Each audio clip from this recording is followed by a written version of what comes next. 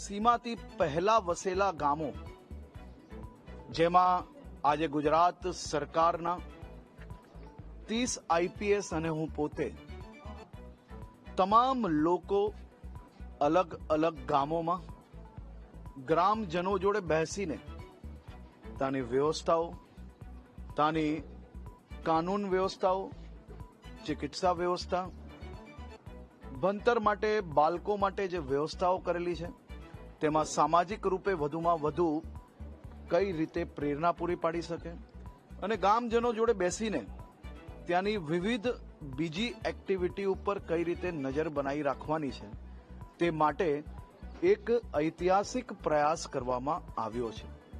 અને આ પ્રયાસમાં મને બી 4 ગામો આપવામાં આવ્યા છે. એક ગામનો પ્રવાસ હમણાં જ પૂર્ણ થયો છે.